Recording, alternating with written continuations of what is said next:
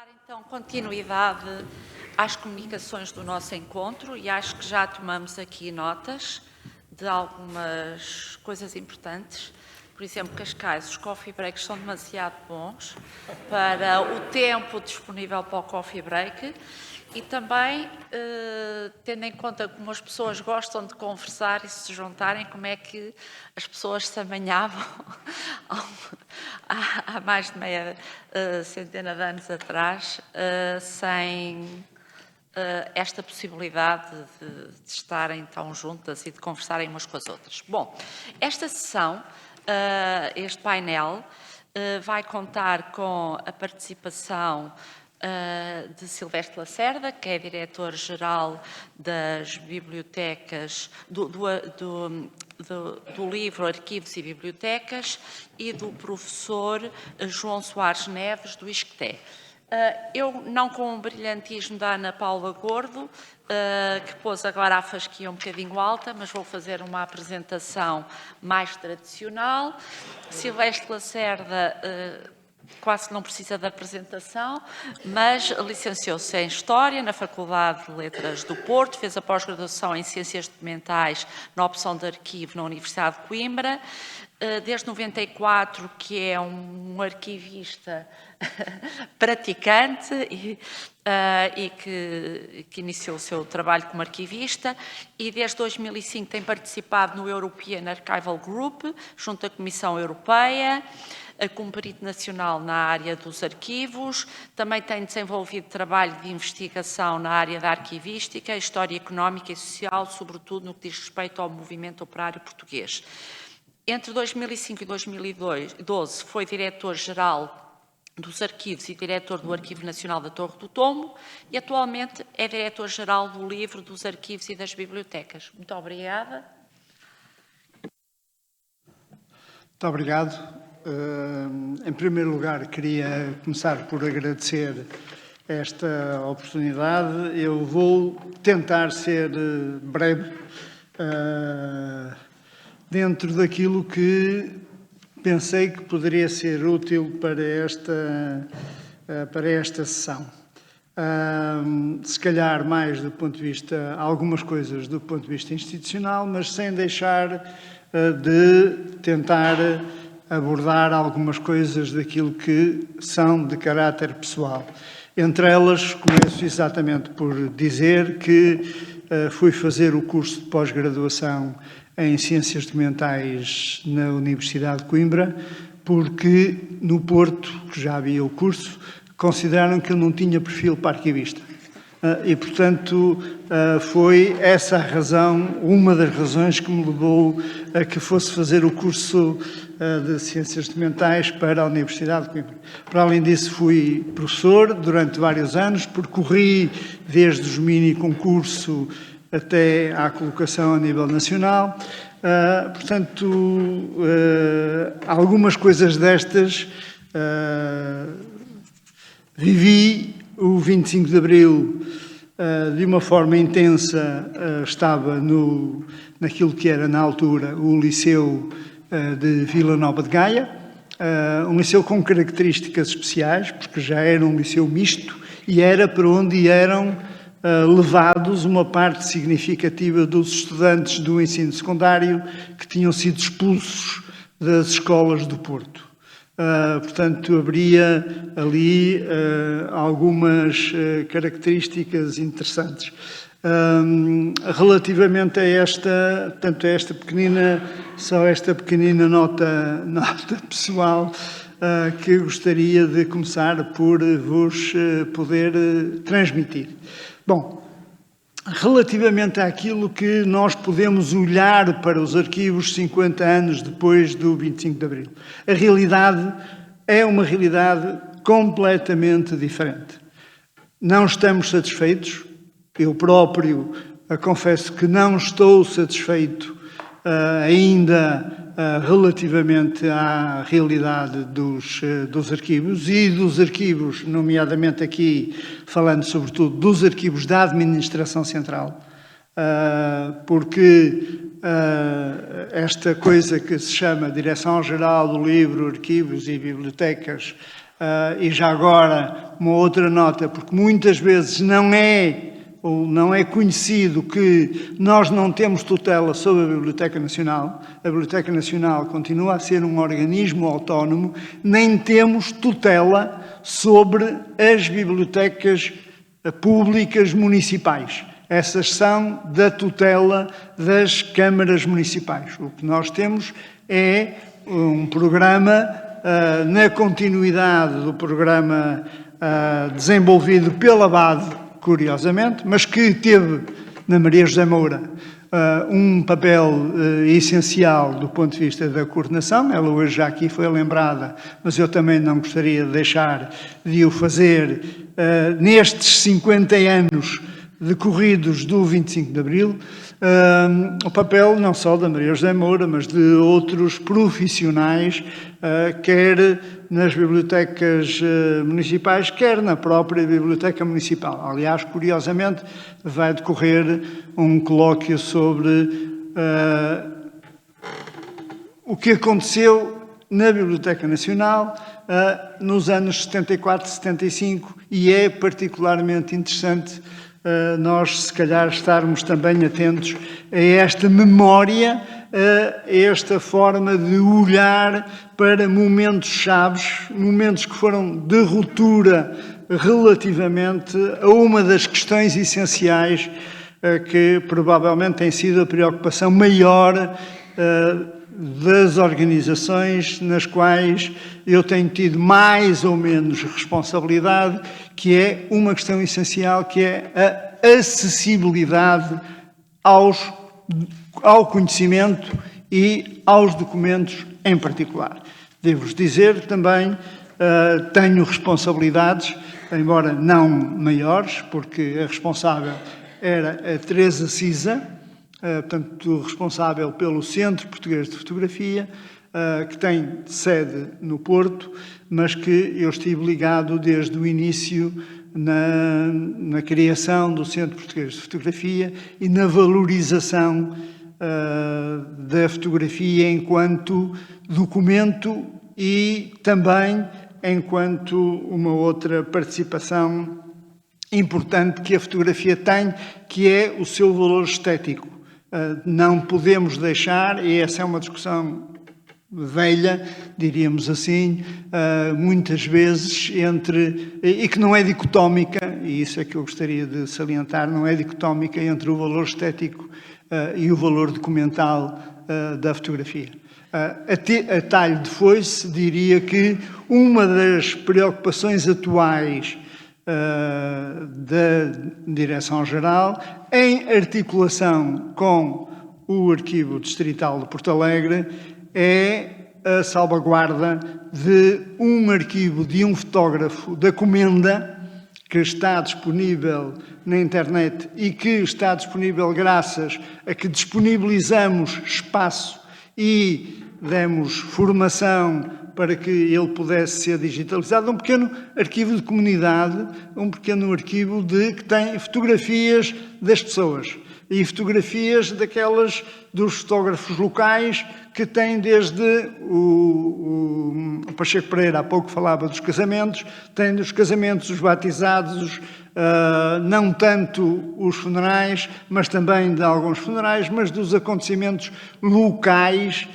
e que houve uma preocupação de tentar identificar as pessoas que estavam nessas fotografias. Hoje conhecemos algumas formas de, diríamos, entre aspas, a inteligência artificial ou reconhecimento facial, mas o fundamental é conhecer esta dinâmica que é criada e que foi possível estabelecer conjuntamente com as pessoas da comunidade e, neste caso, em particular, da Comenda.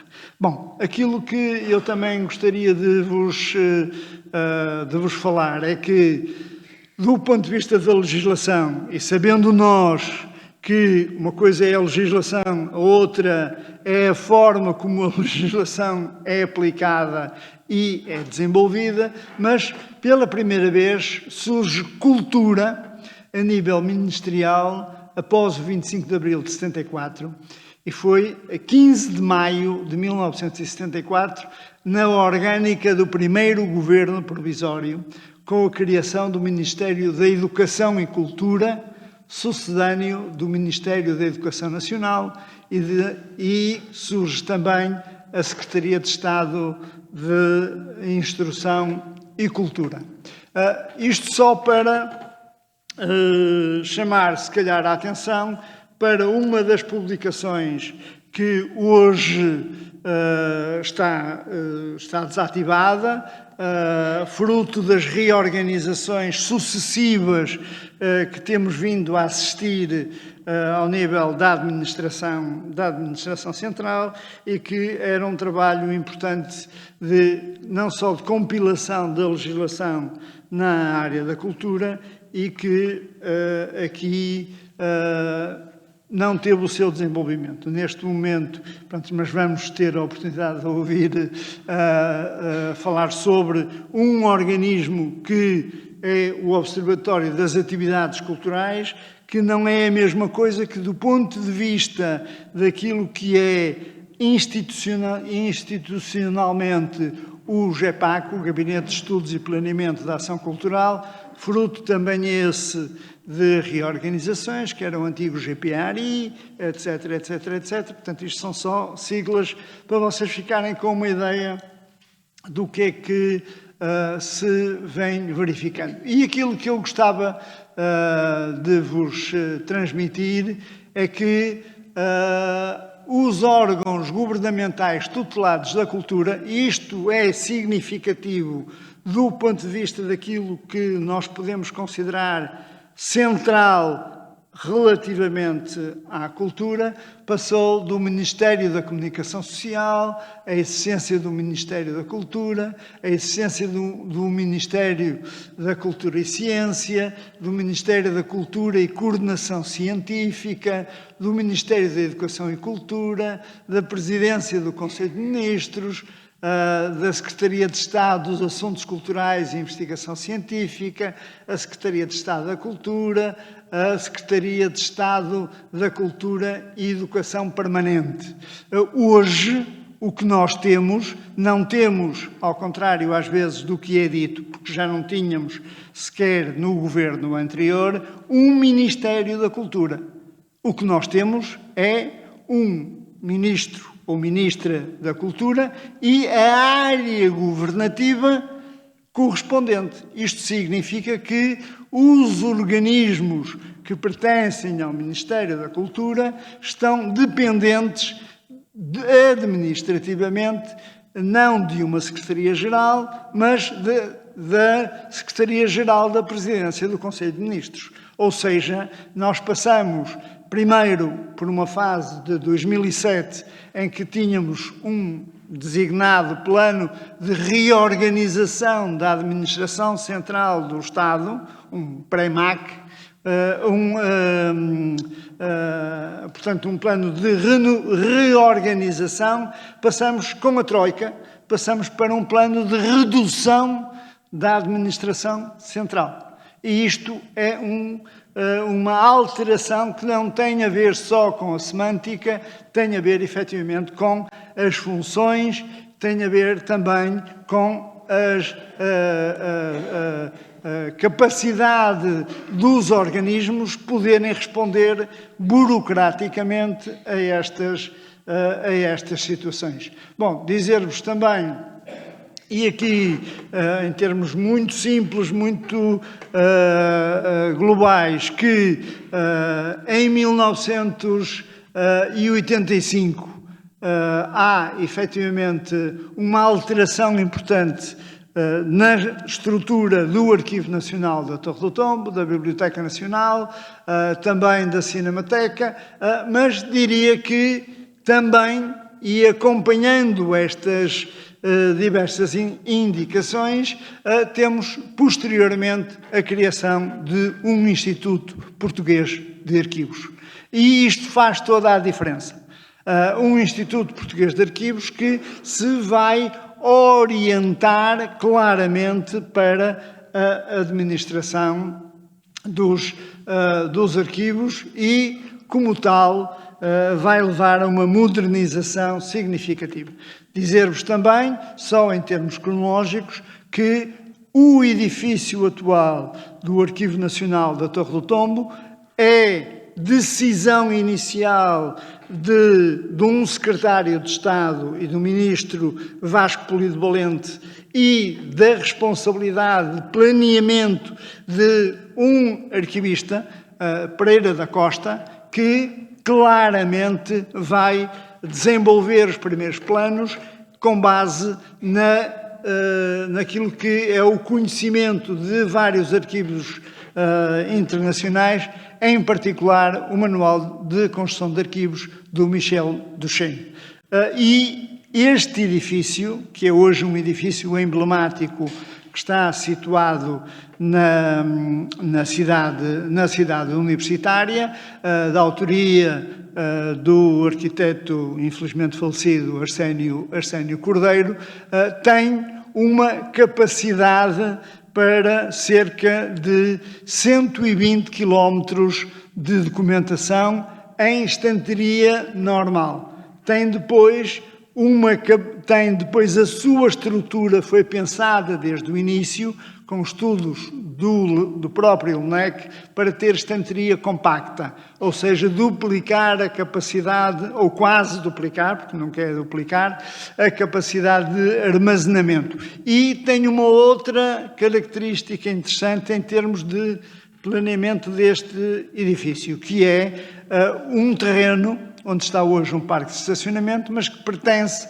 ao Arquivo Nacional e que também foi projetado para ser um depósito de documentação. Portanto, tem possibilidades ainda de crescimento. E aquilo que também gostaria de vos poder dizer é que nas anteriores instalações do Arquivo Nacional, que esteve provisoriamente instalado em São Bento, para quem não saiba, cerca de 250 anos. Portanto, esteve provisoriamente instalado a seguir ao terremoto. Há 2 anos em que esteve numa barraca e depois da barraca passou para São Bento e esteve instalado provisoriamente, porque desde sempre foi a aspiração a construção de um arquivo nacional. Portanto, temos que ter, às vezes, esta noção do tempo que nos permite ter uma outra indicação. Em situações precárias, em situações, por exemplo, na sala de leitura, para quem, se calhar muitos de vós, não tiveram essa experiência, era preciso chegar muito antes das 8, 7 da manhã para conseguir uma fichinha, porque havia alguns lugares cativos e depois os outros faziam fila à porta do arquivo para poderem entrar. E, portanto, nem sempre também as condições de trabalho, de investigação eram aceitáveis. E uma outra característica importante é que era nos próprios depósitos que se trabalhava. Ou seja, as condições de trabalho no Arquivo Nacional eram, por exemplo, iguais às que eu encontrei em 1995, quando comecei a trabalhar no Arquivo Distrital do Porto, em que nós trabalhávamos nos depósitos. E até havia uma sala que nós designávamos a sala da macacaúba. Porquê? Porque as estantes eram em madeira, naturalmente em madeira nobre, de macacaúba, mas não deixavam de ser estas as condições de trabalho. Hoje, no edifício novo de remodelação de parte do convento de São Bento da Vitória, temos condições completamente diferentes e uma forma de acesso à documentação também diferentes. Naturalmente que temos vários problemas complicados relativamente ainda a gerir do ponto de vista do edificado, e eu estou a falar do edificado e não dos 150, a última indicação que temos é que a Direção-Geral tem que gerir quase 160 quilómetros de documentação, com documentação original, desde o século IX até, portanto, o documento mais antigo, o original mais antigo é de 882, até ao dia de hoje, porque hoje continuamos a produzir e continuamos a receber documentação. E dizer-vos que há um conjunto alargado de serviços dependentes por todo o país, nas capitais de distrito, exceto em Braga, pertence à Universidade do Minho, o Arquivo Distrital de Braga, e o Arquivo da Universidade de Coimbra, que pertence à Universidade de Coimbra. Depois temos um caso muito especial, que é o caso de Guimarães, em que tem funções de arquivo distrital no Concelho de Guimarães. Isto porque, é simples, o primeiro diretor era um senhor chamado Alfredo Pimenta, que era amigo pessoal do ex-presidente do Conselho, Dr. António Oliveira Salazar. E, portanto, há, por vezes, vicissitudes destas que nós só conseguimos compreender se conseguirmos compreender o contexto em que elas são produzidas. Portanto, aquilo que eu também gostaria de dizer é que há e temos identificados dois nós que não estão completamente resolvidos, que é o caso de Viseu e o caso de Évora, em que há efetivamente um problema do edificado que é urgente resolver.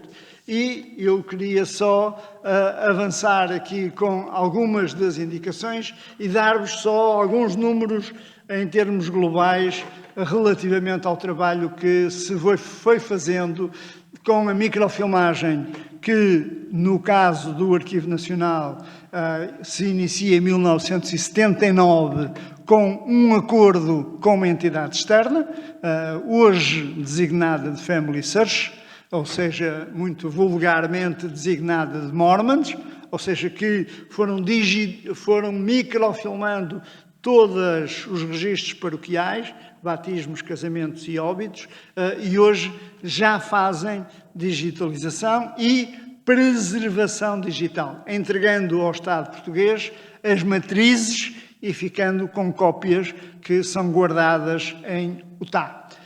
Dizer que, neste momento, o Arquivo Nacional, a Direção-Geral, disponibiliza cerca de mais de 70 milhões de imagens e, normalmente, eu costumo dizer, vírgula, ainda gratuitamente. Ou seja, pode-se fazer download de todas essas imagens com qualidade que permitem uma primeira abordagem do ponto de vista daquilo que é a publicação dos documentos e esse é um valor essencial. Mas a digitalização implica tratamento técnico, implica conservação, implica a captura da imagem, implica o armazenamento da imagem e a sua preservação digital.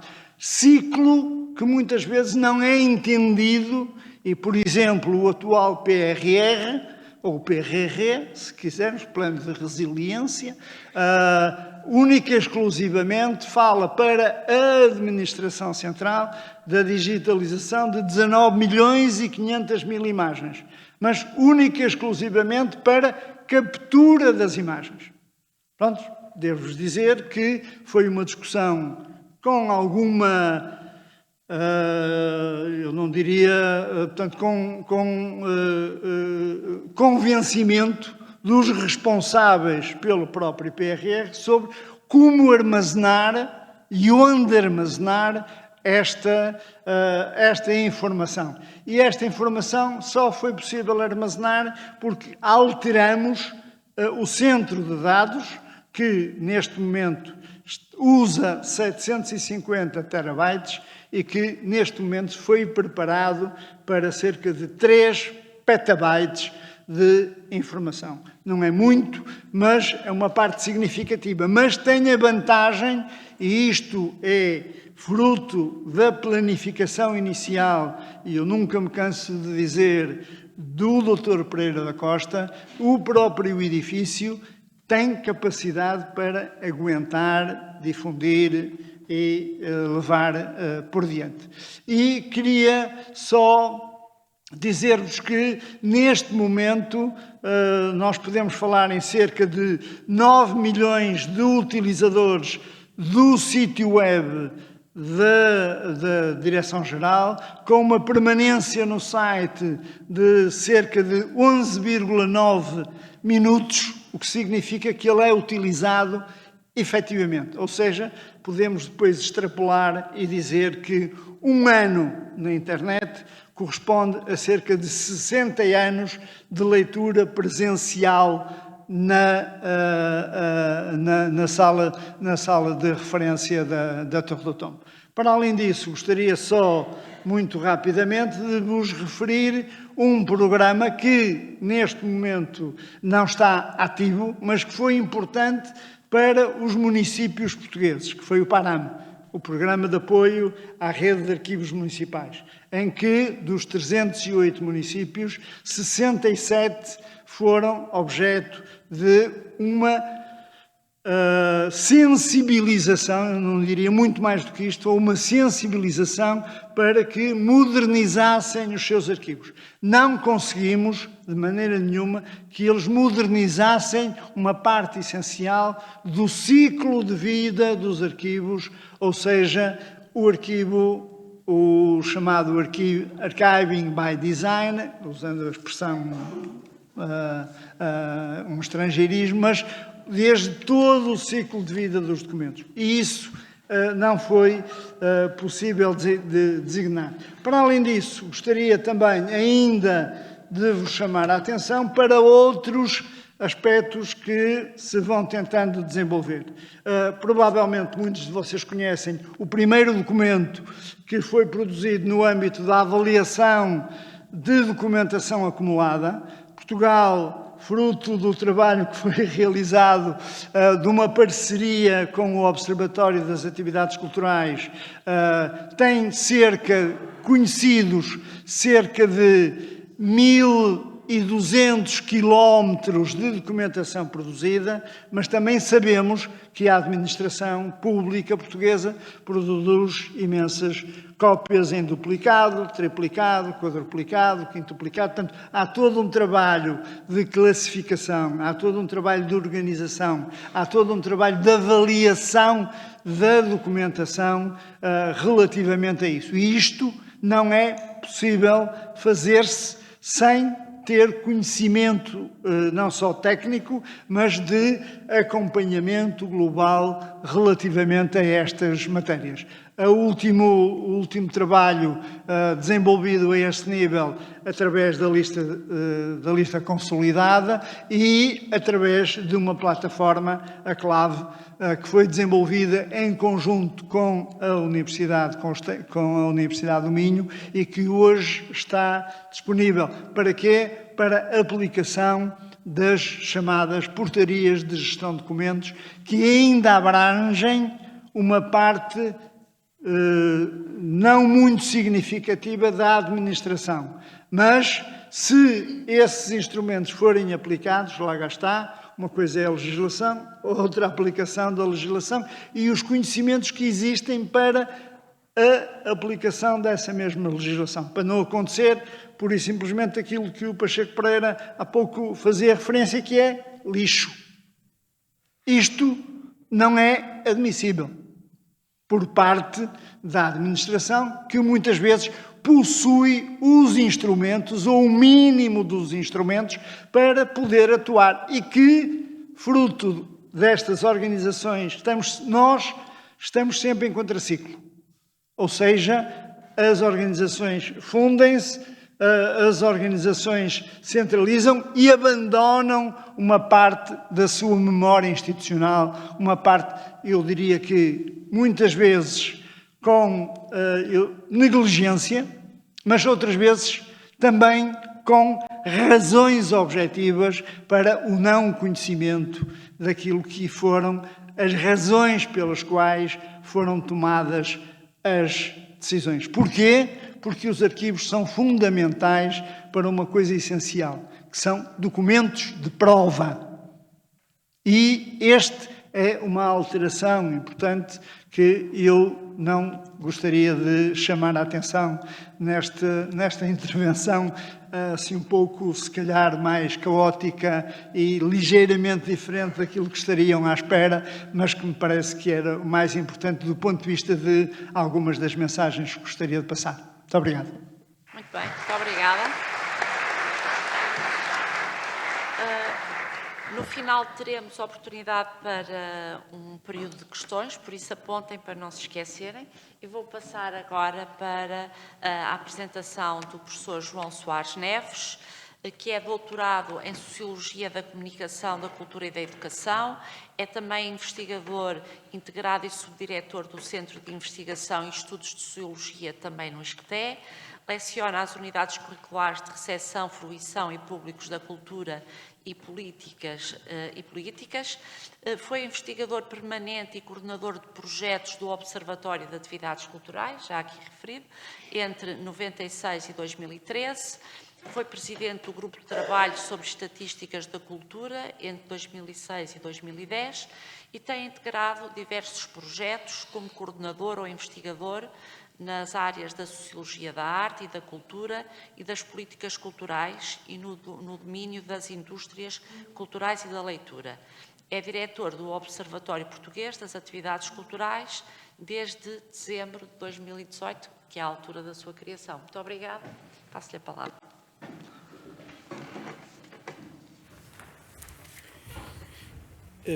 Muito obrigado pela apresentação, cumprimento todas e todos aqui presentes e online. Quero começar por agradecer o honroso convite para participar nesta sessão e dar também os parabéns pela sua organização, à ABAD e à Câmara Municipal de Cascais e, mais em específico, ao professor João Miguel Henriques pelo convite. É um gosto grande, enfim, um ou outro preâmbulo, é mesmo um gosto enorme voltar, em particular, a este auditório, porque realizámos no início do século, já lá vão uns anos valentes, mas 2004, 2005, realizámos numa parceria com a Câmara Municipal de Cascais um estudo que designámos como Programa Cascais Cultura, que incluiu 6 estudos de caso e uma cartografia cultural do Concelho, foi mesmo das primeiras e mais vastas, e entre os estudos de caso estava a realização de um estudo sobre a rede de bibliotecas locais aqui em Cascais. A propósito da preparação desta intervenção, voltei a folhear esse estudo sobre as bibliotecas municipais de Cascais e parece-me que tem tudo que ver com esta minha apresentação neste sentido. Bem, por um lado, um estudo que procurava conhecer a realidade municipal em várias dimensões e múltiplas dimensões e depois especificamente sobre as bibliotecas municipais, porque para além das bibliotecas já instaladas, estava em construção e em fase até de inauguração, ou de pré-inauguração, a Biblioteca Municipal de São Domingos de Rana.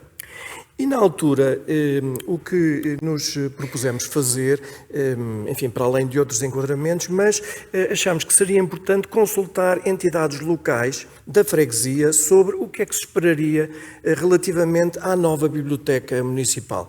É claro, isto não põe em causa todo o trabalho técnico associado à biblioteca, mas procurava-se justamente, já naquela altura, aquilo que é hoje um termo muito utilizado e uma metodologia muito utilizada, que é a metodologia participativa, ou seja, fazer intervir nos processos de decisão aqueles a quem as medidas se dirigem. Foi um processo muito interessante, recolhemos um conjunto de contributos muito relevante. Enfim, não estou a par do que é que daí decorreu, mas pelo menos foi constituído um acervo de informação para os técnicos, para os decisores, para os responsáveis políticos. Ora bem, isto também para dizer que não venho propriamente apresentar um estudo sobre bibliotecas, embora tenha participado em alguns deles, para além deste das bibliotecas municipais de Cascais, um outro sobre promoção da leitura nas bibliotecas públicas e, do lado dos arquivos, de facto, uma memória muito grata do estudo de um objeto tão esotérico como muitíssimo relevante na altura, e esse com continuidade, como foi agora referido, que foi um estudo, um inquérito, um diagnóstico aos arquivos intermédios da Administração Central, uma iniciativa da então diretora do Instituto da Torre do Tombo, a professora Miriam Alperna Pereira, que lançou um desafio. Há também então presidente do Observatório das Atividades Culturais, a professora Maria Lourdes Lima dos Santos. Portanto, não vou, de facto, fazer uma apresentação de estudo. O que vou fazer é, enfim, partindo destas experiências e mais de investigação pessoais e dos dados e de reflexões que vimos produzindo e recolhendo a propósito, sobretudo, de bibliotecas públicas e, sobretudo, a propósito da Rede Nacional de Bibliotecas Públicas, trazer algumas reflexões, alguns dados, enfim, que sejam eventualmente úteis para este encontro, para pensar, digamos, as evoluções ocorridas nestes 50 anos, que, claro, nenhum de nós tem a pretensão de esgotar, porque são muitíssimas, relevantes, e, portanto, o que podemos fazer é, de facto, abordar algumas das suas dimensões. Ora bem, é essa a minha ideia, portanto, referir um conjunto de tópicos que se referem mais inicialmente para aquilo que são designadas como os paradigmas de políticas públicas ou grandes orientações de políticas públicas, depois uma perspectiva mais direcionada para dados e dados que têm que ver sobretudo com bibliotecas, que têm que ver com hábitos de leitura e de leitura de livros em particular, portanto, procurar de alguma forma balancear alguma informação entre procuras e ofertas no período decorrido. São estes os tópicos que me proponho abordar. Começo, como digo, com os paradigmas das políticas públicas, para terminar com um programa que justamente retoma esses paradigmas de políticas públicas, um programa do Plano Nacional das Artes, o compromisso de impacto social das organizações culturais. Lá iremos. Para já, o que queria destacar era mesmo esta ideia inicial de democratização da cultura. Isso tem sido destacado pelos vários autores que têm refletido as questões das bibliotecas, dos equipamentos culturais de uma forma mais lata, mas no que nos aqui interessa, nas bibliotecas.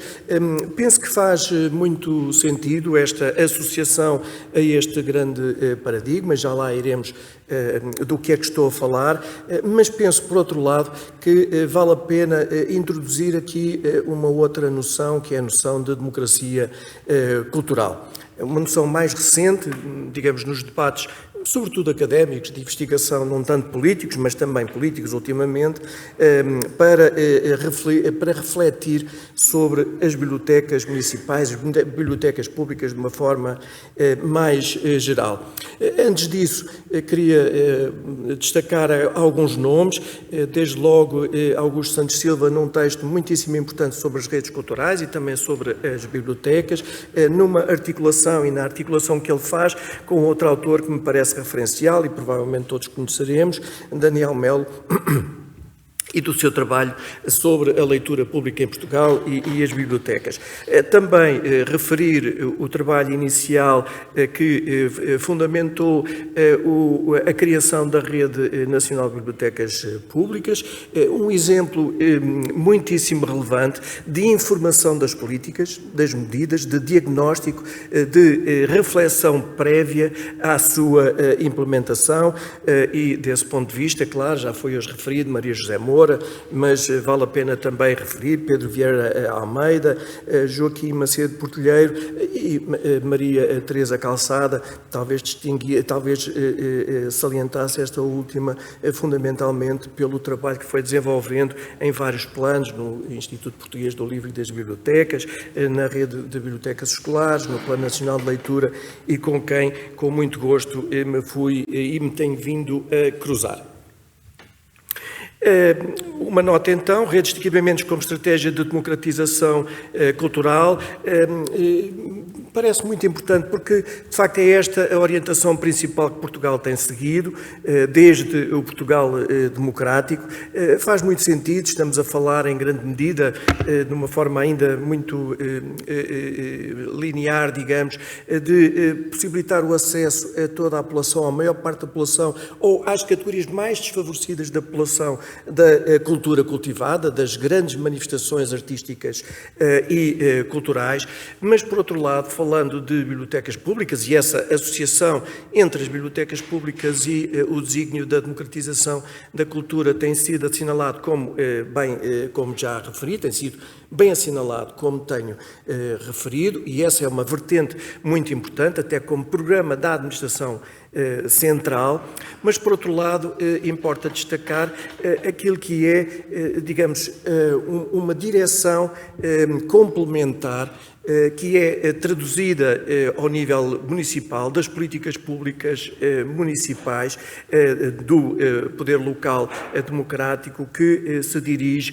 às comunidades, à diversidade, digamos, aos direitos culturais, a um conjunto de dimensões que têm que ver com a valorização das comunidades e das suas expressões artísticas e culturais.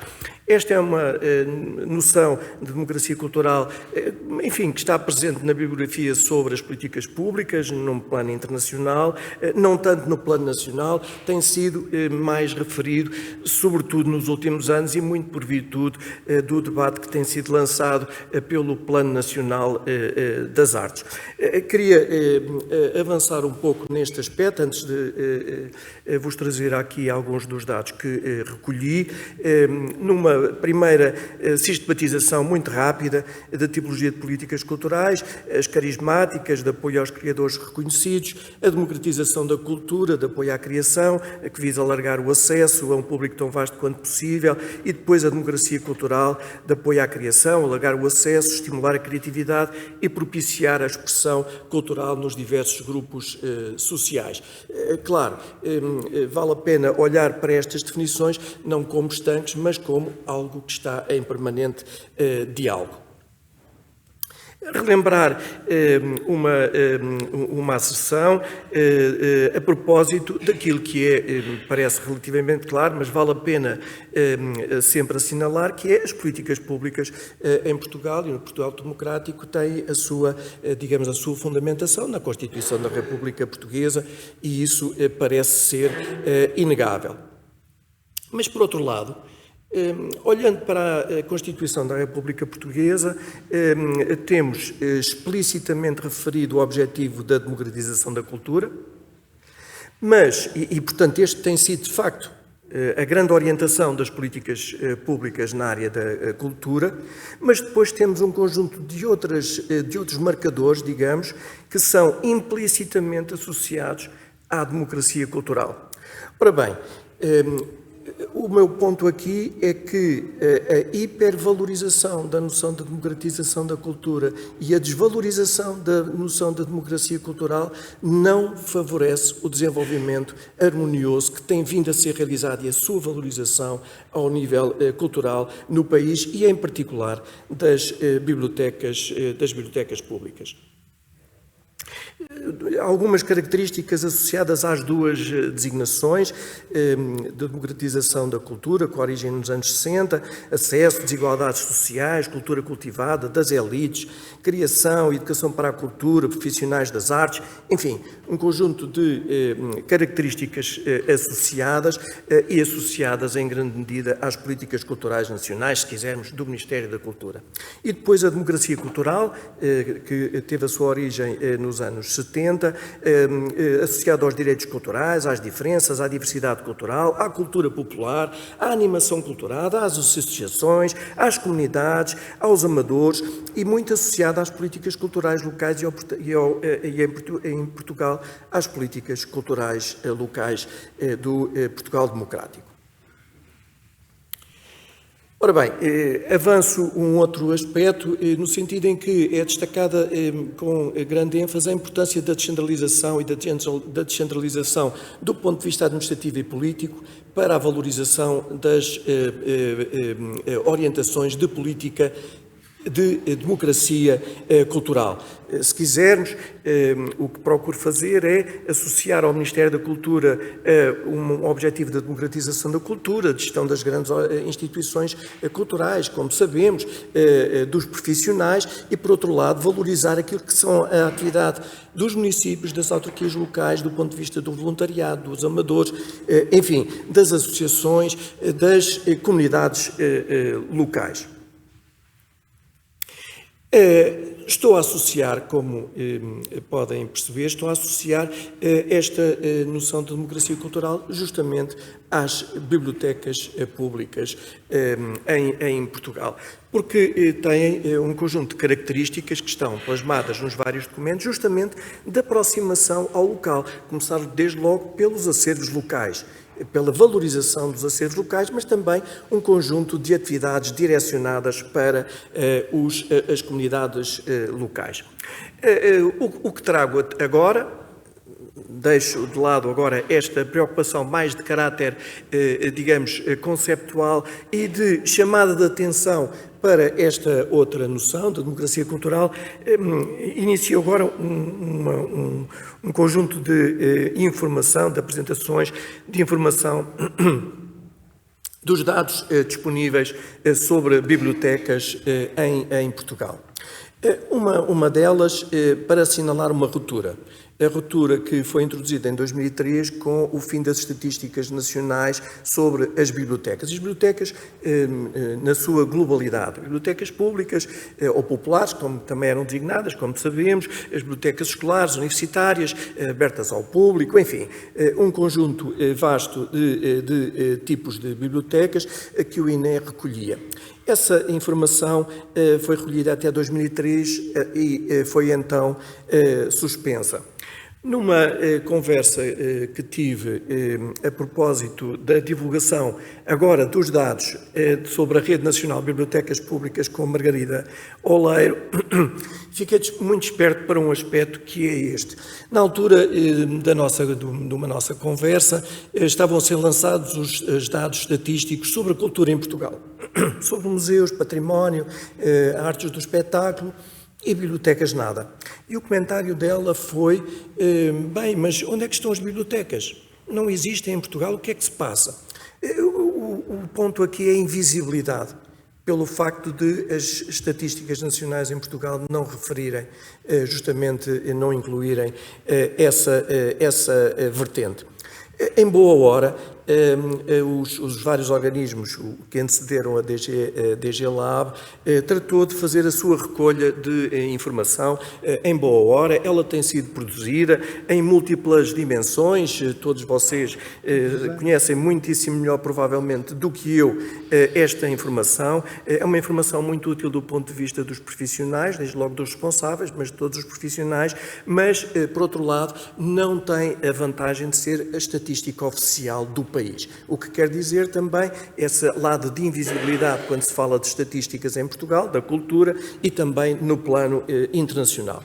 Mas é uma informação muito relevante. Trago aqui algumas ilustrações que permitem acompanhar um conjunto muito vasto de atividades de utilizadores, do número de bibliotecas existentes no país, que nos permite perceber os impactos da pandemia. Eles seguem, grosso modo, aquilo que se passou no conjunto das atividades e dos domínios culturais, mas tem especificidades que importa apurar e dá conta também daquilo que são as novas realidades, desde logo do ponto de vista, por exemplo, dos livros eletrónicos. Portanto, Uma informação muitíssimo relevante para que queria destacar, mas dando também nota deste aspecto. Era muito importante, isso é talvez uma perspectiva, seria muito importante que o Instituto Nacional de Estatística voltasse a incluir nos seus projetos estatísticos as bibliotecas.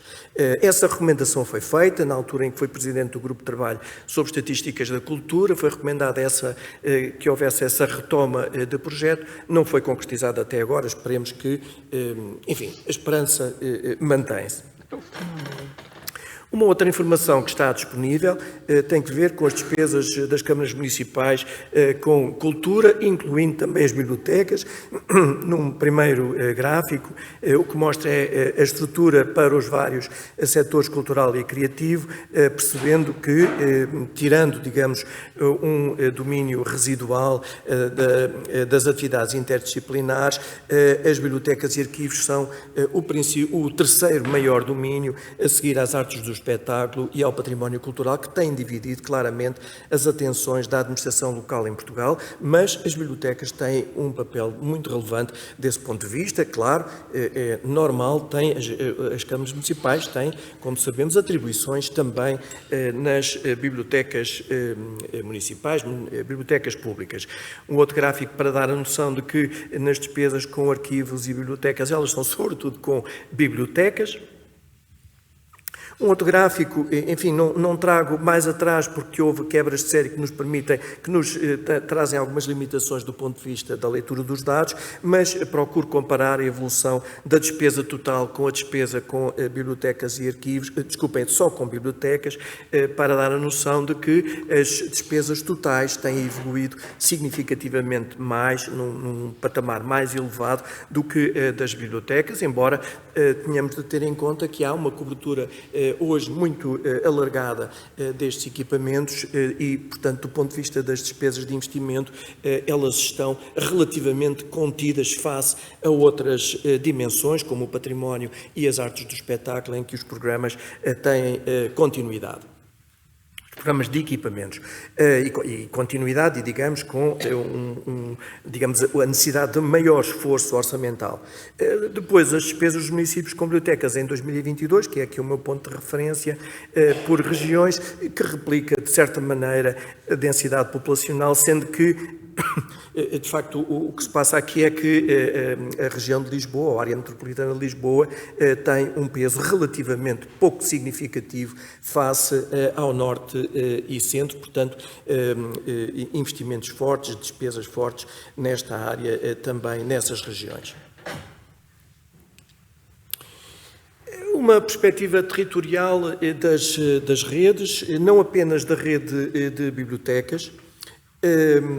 São 5 nesta altura. Estou-me a referir a programas muito relevantes, como referi inicialmente, e que têm sido destacadas como medidas de política pública cultural de maior alcance, sendo que, é claro, a Rede Nacional de Bibliotecas Públicas foi, de certa maneira, foi mesmo a precursora e foi o grande exemplo para as redes que se têm vindo a desenvolver. Um primeiro mapa justamente sobre a RNBP, para dar uma noção da cobertura do país de uma forma muitíssimo densa. Há algumas notas. Nós estamos com 80% de cobertura de municípios em Portugal. Para dar esta nota, em 86, 97 municípios com biblioteca municipal, 32% dos atuais 308 municípios e, claro, sabemos também que as bibliotecas da rede não esgotam a todas as bibliotecas municipais e existentes no território, que cobrem praticamente todo o território, se não me engano, com exceção de 5 municípios. Portanto, um equipamento de enorme proximidade, sabemos todos isso, mas vale a pena, talvez, olhar para outras redes, entretanto, em desenvolvimento, regulamento, a Rede Portuguesa de Museus de 2000, outra referência também. Trago aqui a definição da Rede Portuguesa de Museus. É uma definição que se encaixa muito bem naquela definição que referi, naqueles tópicos que referi a propósito da democracia cultural. É um sistema organizado, baseado em adesão voluntária, configurado de forma progressiva e que visa a descentralização, a mediação e a qualificação e cooperação entre museus com uma perspectiva, claro, de descentralização, de proximidade com as comunidades, muitíssimo relevante. A Rede Portuguesa de Arquivos, também já referida, e a cobertura municipal, também tendencialmente mais contida pela sua própria definição. A Rede de Teatros e Cineteatros Portugueses, mais recente, com uma definição que, como podemos ver, acompanha em grande medida a formal da Rede Portuguesa de Museus. De novo, as questões da descentralização, da qualificação, enfim, de valorização de um conjunto de conteúdos e de proximidade. E a mais recente, a Rede Portuguesa de Arte Contemporânea. Claro, são diferentes ritmos, diferentes inserções temporais ou espessuras temporais, igualmente importantes do ponto de vista da cobertura do território, mas que não têm ainda e provavelmente não virão a ter a cobertura e a proximidade que tem a rede de bibliotecas.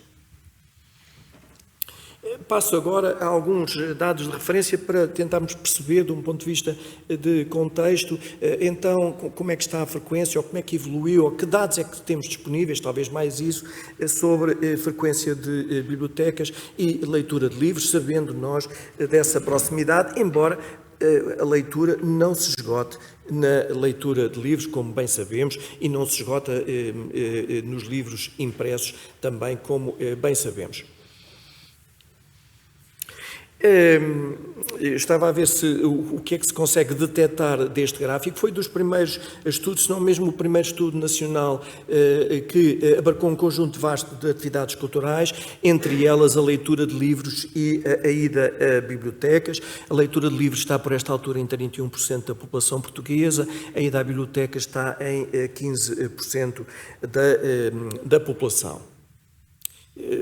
Os estudos não são todos comparáveis, permitem-nos ter uma abordagem, claro, mais fina. Trago aqui alguns dados a esse respeito. Tem em conta o perfil social dos frequentadores, mais jovens, mais escolarizados, com predomínio significativo dos estudantes. É um perfil que se vem reproduzindo, com maior ou menor diferença, mas que, grosso modo, caracteriza a frequência das bibliotecas municipais. Destaco depois alguns outros aspectos, outras perspectivas. Por exemplo, 94% dos que têm até o ensino básico declararam não ter frequentado nenhuma biblioteca. Enfim, vários pontos de vista, de análise, que nos permitem, de alguma forma, tentar perceber em que sentido é que podemos orientar a atividade para alcançar novos públicos, para tornar mais relevantes as organizações culturais, neste caso as bibliotecas, e, digamos, procurar contribuir para os desígnios de políticas públicas, seja de democratização da cultura, seja de democracia cultural. Um outro elemento para as práticas de leitura da população, agora no contexto da União Europeia, para dar conta do impacto para dar conta do impacto da crise financeira e económica, Portugal com níveis de práticas de leitura muito baixos e com um impacto muito forte neste contexto, como se pode ver no mapa, no gráfico, sendo que quando traçamos o perfil dos leitores de livros, temos com alterações significativas também neste contexto. Isso é muito importante. Portugal tem níveis muito baixos e o facto de ter níveis muito baixos quer dizer impactos muito significativos nas práticas. Não foi sempre um impacto negativo, como podemos ver nos vários indicadores, nos indicadores dos vários países, sendo que depois o perfil social se mantém, com algumas alterações, mas se mantém nos vários anos em consideração. Os impactos da pandemia foram fortes em todos os países da União Europeia e em todos os domínios. Como podemos ver, o que está azul, as barras a azul, são os dados para 2013, os outros são de 2007, e percebemos que houve impactos fortes, mas houve impactos mais fortes ainda em todos os domínios, incluindo nas bibliotecas públicas, e aqui é dos poucos estudos que refere especificamente as bibliotecas públicas nos vários países, como referi anteriormente, e também em específico em Portugal. Uma outra perspectiva, agora de comparação para a visita a bibliotecas públicas. Deste ponto de vista, Portugal está um pouco melhor na comparação com outros países, mas com um impacto igualmente negativo naquela crise, sendo que destacava aqui dois dos indicadores. Nos motivos de não visita: a falta de interesse, Portugal com níveis mais elevados do que na União Europeia, e demasiado caras, não frequenta porque são demasiado caras, o que é um resultado curioso, relativamente elevado face à média da União Europeia, porque são gratuitas. O que sugere, digamos, algum tipo de informação. A resposta é relativamente baixa, mas na comparação com a média da União Europeia é mais do dobro. O que sugere, parece-me, algum tipo de informação a este propósito, algum tipo de sensibilização, de chamada de atenção para estes equipamentos, as suas atividades, enfim, e também a gratuitidade do acesso.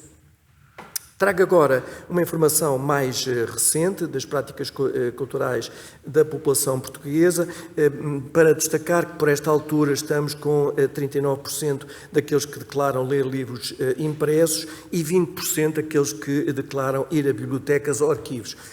Claro, temos aqui um problema, bibliotecas ou arquivos, e sabemos que não é exatamente a mesma coisa a frequência de um e do outro. Portanto, a junção destas duas vertentes torna de alguma forma menos legíveis estes dados. Um dado mais recente, e estou a terminar estes dados, mas são mesmo mais recentes, referem-se a 2022, dão conta, ao contrário daquilo que verificámos no período da crise económica e financeira, dão conta de um certo retomar dos níveis, ou aumento dos níveis de práticas de leitura de práticas de leitura de livros como atividades de lazer em Portugal. É verdade que há um ou outro recuo, sobretudo nos mais velhos, sobretudo naqueles que têm menores níveis de escolaridade, mas notamos, por outro lado, um acréscimo ou um retomar dos níveis de leitura por parte da população portuguesa. Portanto, mais uma vez, estou aqui a enfatizar a leitura de livros, mas sabemos que a leitura é muito mais do que os livros, mas apesar de tudo é um indicador relevante e com uma articulação forte, claro, com as bibliotecas públicas. Mesmo a terminar, volto a referir então o programa que inicialmente mencionei, o Compromisso de Impacto Social das Organizações, lançado, como disse, pelo Plano Nacional das Artes, mas que se direciona para todas as organizações culturais, incluindo as bibliotecas públicas. Houve já uma sessão online no âmbito da DG Lab e da RNBP. Queria trazer aqui no sentido em que me parece importante, e pareceu importante ao Plano Nacional das Artes, enfim, e à equipa que o elaborou, no qual me situei, com coordenação de Clara Camacho, mas de destacar algumas das suas principais linhas digamos, de objetivos e, por outro lado, de estratégias.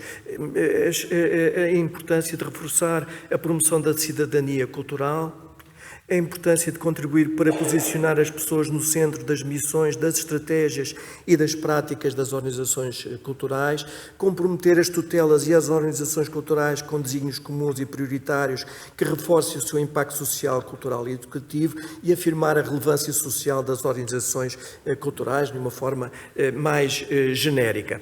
para além da importância que é dada à relação com as pessoas, com os públicos, com as comunidades, com os utilizadores, com os visitantes, enfim, nas suas várias declinações, a importância da autoavaliação e da existência de mecanismos e de instrumentos nas organizações culturais de autoavaliação como forma de potenciar a intervenção e a sua valorização junto das comunidades e daqueles que visam servir.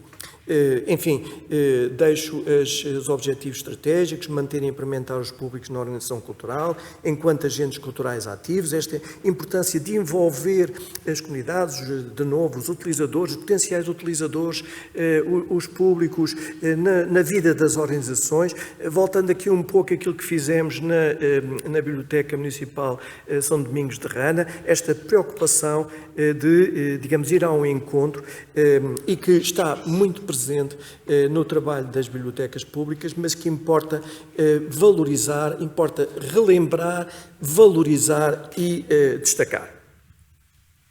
E pronto, as notas finais são, de certa maneira, eu já estou muito para além do meu tempo, de certeza, as notas finais são, de certa maneira, retomar alguns dos aspectos que referi anteriormente. Não vos vou amassar com essas questões e vou mesmo agradecer a vossa atenção e a vossa paciência e o convite. Muito obrigada. Há aqui um tempo para uma outra questão. Não sei se para quem está em casa, e não nos esquecemos que há pessoas a assistirem à distância, se colocaram questões no chat. Não sei se aqui, quem está aqui mais próximo, se há alguma questão. Eu destacaria aqui, enquanto vocês ganham balanço para fazerem perguntas, duas ideias que me ficaram.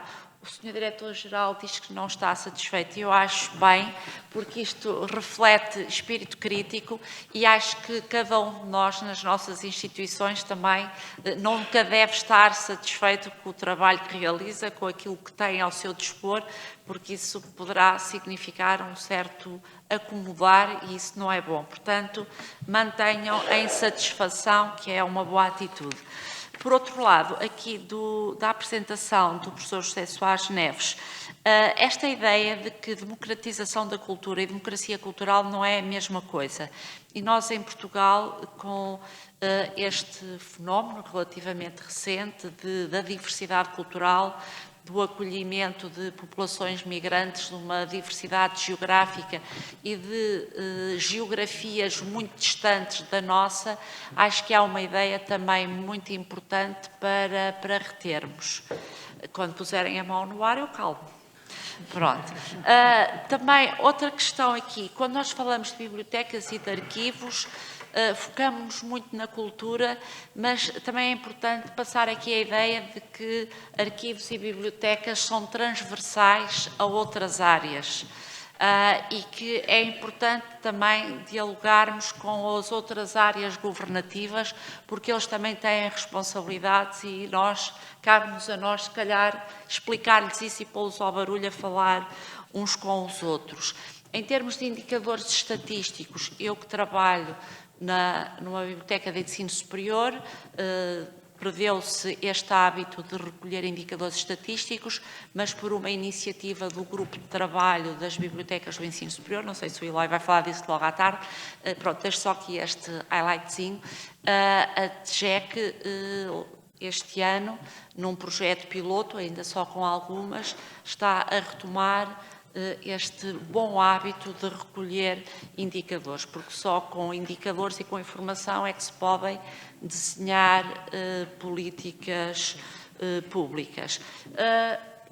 Podem, faz favor, porque vocês é que falam, não sou eu. Só relativamente a esta questão, a Direção-Geral tem vindo a publicar os inquéritos, os resultados do inquérito nacional às bibliotecas, com uma taxa de sucesso bastante apreciável e conseguimos ter alguns indicadores.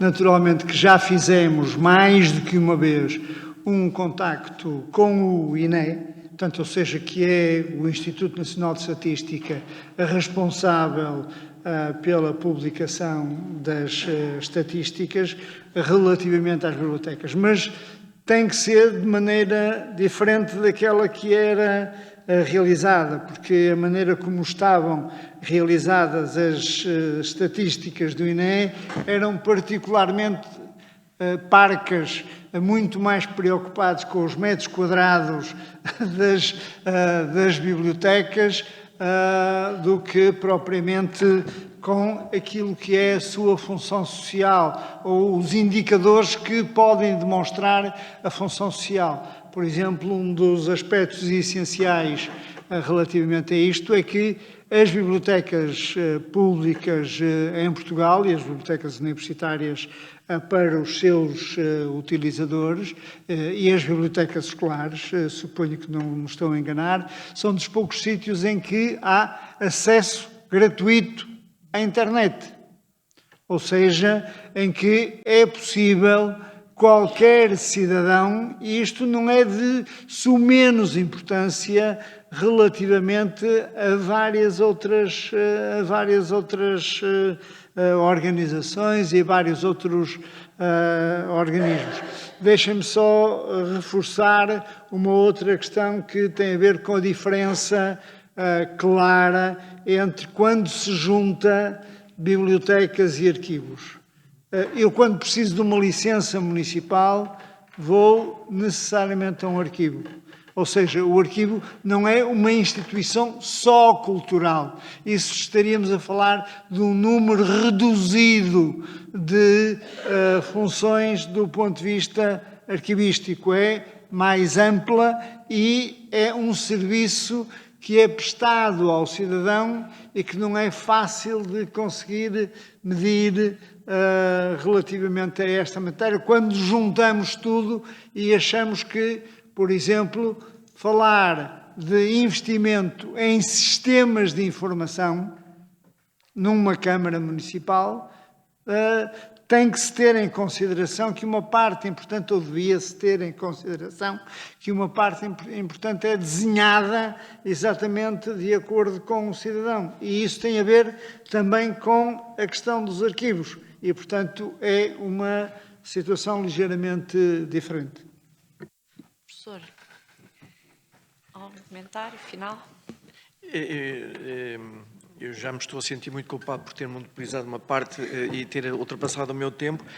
Só mesmo duas notas. Uma é sobre esta questão de juntar arquivos e bibliotecas. A importância da sua separação, o facto de estarmos a falar do inquérito às práticas culturais dos portugueses que junta arquivos e bibliotecas, mostra, de certa maneira, um distanciamento em relação às preocupações das políticas públicas e em que esses dois domínios são muito importantes e são domínios são importantes, claro, do ponto de vista das políticas, mas também do ponto de vista da frequência e da visita, como bem referiu. O outro aspecto, também comentando esta questão de não estarem das bibliotecas não estarem nas estatísticas oficiais, claro, elas terminaram porque o estudo foi muito criticado e foi desde logo criticado por um estudo, por um trabalho realizado no então Observatório das Atividades Culturais, por Eduardo Freitas, então investigador do Observatório, e mostrava as fragilidades deste inquérito. Mas, por outro lado, ele é muito importante. E a questão é que passou já demasiado tempo e a importância das estatísticas da DG Lab, que são fundamentais, obviamente, mas, por outro lado, digamos, o facto de não serem apropriadas, assumidas pelo Instituto Nacional de Estatística, desvaloriza-as, como referi, do ponto de vista das políticas públicas. E o Instituto Nacional de Estatística funciona para apoiar as políticas públicas. Essa é a questão central. Claro, é importante para nos informar a todos, enquanto população, enquanto cidadãos, enquanto tudo isso, claro, mas fundamentalmente é um apoio às políticas públicas e deve ser um apoio às políticas públicas culturais, como é para as outras. Foi isso que fizemos no Grupo de Trabalho sobre Estatísticas da Cultura, por exemplo, com os museus. Foi uma articulação muito forte entre as necessidades de informação da tutela, do setor e as estatísticas oficiais. Penso que era muito importante dar passos neste sentido, mas isto depende em grande medida da tutela da cultura e ultrapassa, como vimos, a própria tutela mais sectorial. Tem que ver com o Ministério da Cultura e com o entendimento que tem sobre estas matérias e a importância de produzir informação oficial sobre um conjunto de áreas que são muito importantes do ponto de vista da intervenção pública e que devem estar, portanto, devem ser suportadas a informação produzida com regularidade.